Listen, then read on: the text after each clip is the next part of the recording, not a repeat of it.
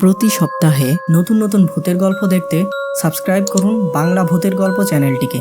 সেই সাথে bell icon press করতে ভুলবেন না।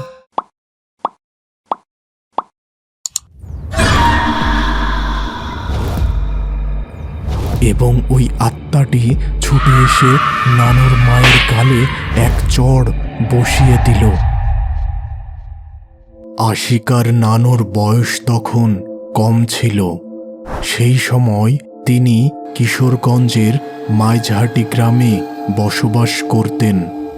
তার দুই ভাই তখন ওই গ্রামেরই একটি চিনির কারখানায় কাজ করত এবং প্রতিদিন রাত প্রায় ৮টার মধ্যেই তারা বাড়ি ফিরত। কিন্তু ওই দিন রাত প্রায় 10টা বাজে, আর তার দুই ভাই তখনও কারখানা থেকে বাসায় আসেনি। আর সেই সময় মোবাইলের প্রচলন ছিল না। নানুর মা ভীষণ চিন্তিত হলেন তার দুই ছেলের জন্য। এবার নানু ও তার মা একটি ছোট কুপি জ্বালিয়ে ওই চিনি কারখানার দিকে রওনা দিল। অমাবস্যার রাত হওয়ায় চারিপাশ ভীষণ অন্ধকার ছিল। বেশ কিছুটা পথ পাড়ি দেওয়ার পর হঠাৎ একটি দমকা হাওয়া এসে তাদের একমাত্র জ্বলন্ত কুপিটি নিভিয়ে দিল। আর সাথে সাথে তাদেরকে ভীষণ কালো অন্ধকার ঘিরে ধরল। এবার দ্রুত তারা কিছুটা দূরের একটি বাড়িতে গেল। এটি ছিল নানুর চাচাতো ভাই হাবিব এর বাড়ি। তিনি বাহিরে এসে নানুর কুপিটি জ্বালিয়ে দিলেন। এবার তারা দুইজন একটি জঙ্গলের মাঝখানের রাস্তা দিয়ে হাঁটা শুরু করল। এই রাস্তার এক পাশে ছিল একটি কবরস্থান এবং অন্য পাশে ছিল একটি পুকুর, আর এই পুকুরের পিছনে ছিল বিশাল বড় ধান ক্ষেত। বন্ধুরা, আজকের এই সত্যিকার ভূতের ঘটনাটি পাঠিয়েছে আশিকা আফরিন স্নেহা। আর এই সত্যিকার ভৌতিক অভিজ্ঞতা হয়েছিল তার নানুর। আজকের বিশেষ প্রশ্ন, তোমরা কি শুনেছ জিন কাউকে মারধর করেছে? আর শুনে থাকলে সে কে ছিল এবং কোথাকার ঘটনা নিচে কমেন্টে জানাও। কিছুটা পথ এগোতেই এবার তাদের মনে হলো কেউ যেন তাদের পিছু পিছু হেঁটে আসছে। রাস্তার পাশে ওই ব্যক্তির ছায়া হালকাভাবে বোঝা যাচ্ছিল। নানুর মা ভাবলেন এটা হয়তো হাবিব হবে, কিন্তু তারা এবার পিছন থেকে এক প্রকার গোঙানির শব্দ শুনতে পেল এবং সেই ছায়া তাদের পিছু পিছু হেঁটেই চলেছে। এবার নানুর মা বললেন, কি রে হাবিব, তুই আমাদের ভয় দেখানোর চেষ্টা করছিস কেন? আমি কিন্তু তোর চাচি হই। কিন্তু ওই কালো অবয়বের দিক থেকে কোনো উত্তর এলো না। কেবলমাত্র গোঙানির শব্দ ভেসে আসছিল।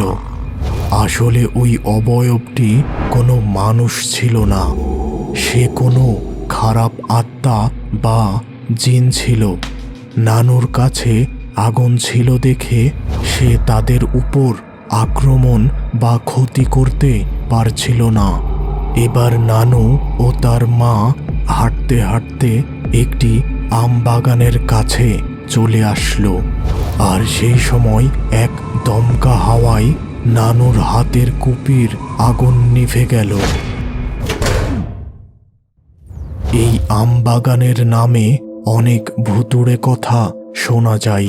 দিনের বেলাতেও অনেক মানুষ এখানে আসতে ভয় পেত। কুপির আগুন নিভে যেতেই পিছন থেকে গোঙানির শব্দ আরো বেশি জোরে শোনা গেল। এবার নানু ও তার মা পিছন ফিরল। কি রে হাবিব, তুই এমন করছিস কেন?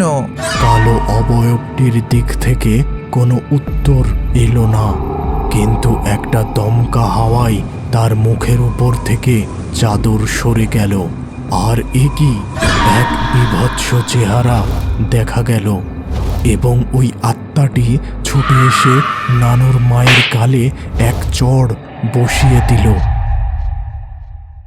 সাথে সাথে তিনি এক চিৎকার দিয়ে সেখানে অজ্ঞান হয়ে পড়ে গেলেন। আর এদিকে ততক্ষণে সেই আত্মা বা জিনটি উধাও হয়ে গেছে। নানুর বয়স কম থাকায় তার উপর কোনো আক্রমণ করতে পারেনি ওই আত্মাটি। এবার নানু অনেক চিৎকার চেঁচামেচি করেন। তার চিৎকার চেঁচামেচি শুনে আশপাশের মানুষজন এসে তাদের ওই বিপদ থেকে উদ্ধার করে। ওই রাতে তার মায়ের আর জ্ঞান ফেরে না। পরদিন সকালে নানুর মায়ের জ্ঞান ফিরে আসে, তবে লক্ষ্য করা যায় রাতের ওই চড়ের প্রভাবে তার মুখ কিছুটা বেঁকে আছে ও সেই সাথে শরীরে ভীষণ জ্বর ছিল। এদিকে নানুরও শরীর খারাপ ছিল।